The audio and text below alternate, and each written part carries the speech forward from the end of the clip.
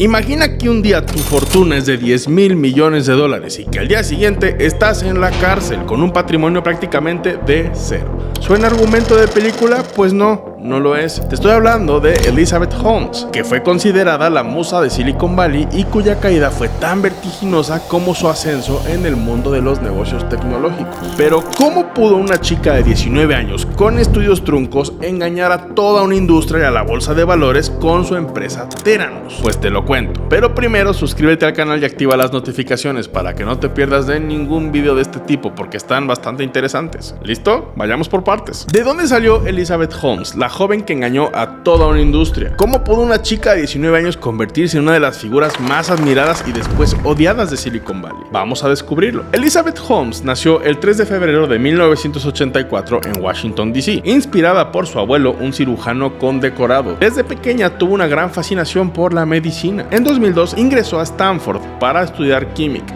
Ahí su talento no pasó desapercibido y durante su primer año recibió una beca de $3,000 para un proyecto de investigación. Con la guía del profesor Channing Robertson, patentó un dispositivo portátil que administraba medicamentos y monitoreaba variables de sangre, algo realmente muy disruptivo, pero Elizabeth soñaba en grande. En 2003, a los 19 años de edad, tomó la audaz decisión de dejar Stanford para fundar Theranos, una empresa que prometía revolucionar las pruebas de laboratorio con solo unas gotas de sangre. Su entusiasmo y aparente innovación atrajeron a grandes inversores, convirtiéndola en la musa de Silicon Valley. Y para 2014, Theranos estaba valorada en $9,000 millones y Holmes, con apenas 30 años, figuraba en la lista Forbes de las personas más ricas de Estados Unidos. Parecía imparable, pero detrás de su éxito se escondía otra realidad. Elizabeth Holmes pasó de ser una estudiante a la CEO de una empresa multimillonaria en pocos años. El carisma y la visión pueden llevarte bastante lejos, pero no sirven de nada si no conservas la integridad en los negocios. La caída de Theranos reveló que no todo lo que brilla es oro, y su historia es una lección de humildad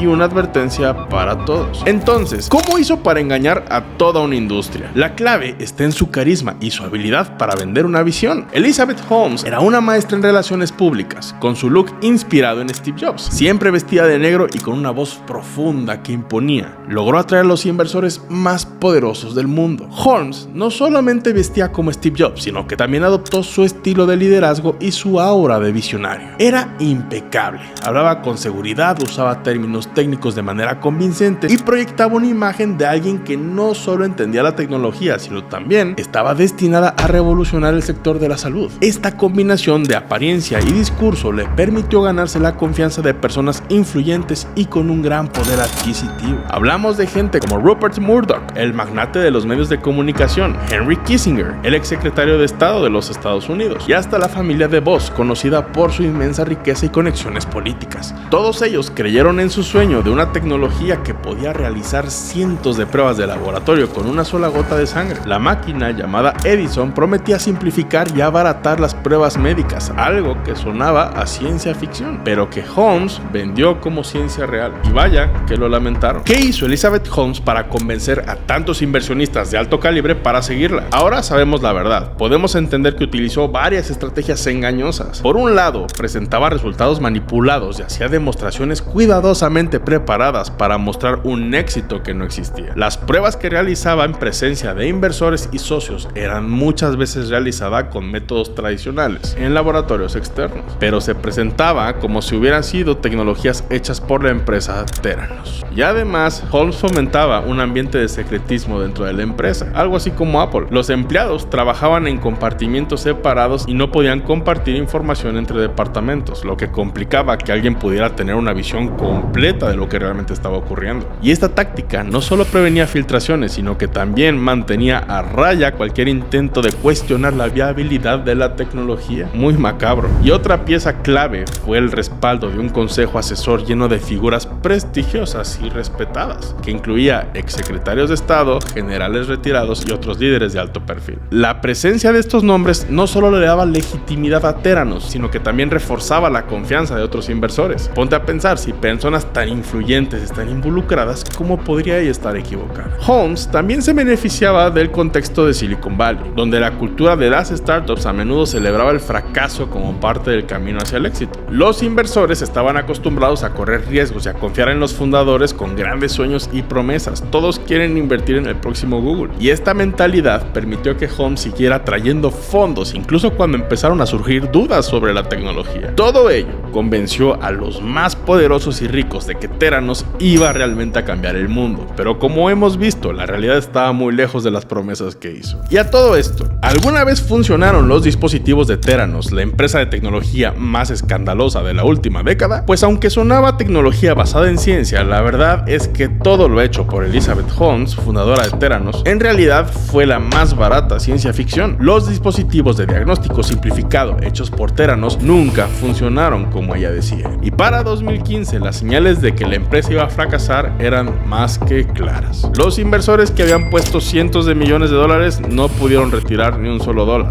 Y se calcula que Holmes defraudó a sus inversores con más de 385 millones de dólares. Sí, 385. Eso sin contar el daño en la confianza en las startups tecnológicas. Y los medios jugaron un papel fundamental en este caso. The Wall Street Journal, dirigido por Rupert Murdoch, uno de los inversionistas clave de Theranos, fue crucial para destapar el fraude. Qué ironía, ¿no? Y algunas situaciones peliculescas le dieron más sazón a este mega escándalo financiero. Por ejemplo, Tyler Schultz, nieto de George Schultz, quien fue un exsecretario de Estados Unidos y miembro de la junta de Theranos. Él fue uno de los primeros en denunciar las irregularidades y esto le costó caro, ya que Elizabeth Holmes contrató detectives privados para seguirlo y su familia pasó por momentos súper mega complicados. También se destacaba que Holmes copió de manera casi obsesiva el estilo de Steve Jobs, fundador de Apple, vistiendo siempre de negro y utilizando tácticas de marketing muy similares. Incluso hasta su voz era fingida. Los internautas comparan su voz de entrevistas y conferencias que sonaba de esta manera.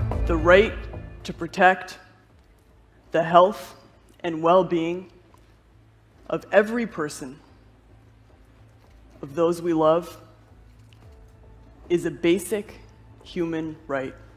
Contra su voz real, que más bien sonaba así. We talked to our lab team and they said, okay, you can do the draw, and so they did this, what would have been a finger stick on this little nub on... Y como ves, detrás de toda esta supuesta mística de Theranos y de ella misma, Holmes vendía un sueño vacío, castillos en el aire. La caída de Elizabeth Holmes, la joven maestra de la estafa, fue tan rápida como su ascenso. En 2018, Theranos cerró sus puertas y en noviembre de 2022 fue condenada a más de 11 años de prisión y a pagar 452 millones de dólares en restitución. Y si bien se ha reportado que su condena se redujo en 2 años, su legado será siempre un ejemplo de cómo no hacer negocios en Silicon Valley y en ninguna parte del mundo. El caso de Elizabeth Holmes y Theranos es una lección para todos nosotros. Nos muestra cómo el deseo de revolucionar una industria puede llevar a tomar decisiones éticamente cuestionables. También subraya la importancia de la diligencia debida y el escepticismo, especialmente cuando algo suena demasiado bueno para ser verdad, ya que es nuestra labor ponerlo en tela de juicio. Así que ya sabes, siempre investiga bien antes de invertir en cualquier negocio, incluso en la bolsa de valores, porque como ya te dije, no todo lo que brilla es oro. Así que si te gusta este video, por favor regálame un like y no se te olvide suscribirte al canal de YouTube. Activa las notificaciones para un contenido mucho más interesante del mundo financiero y de los negocios. Y cuando alguien te pregunte cómo es que sabes tanto, diles que es porque sigues a Luis B Negocios.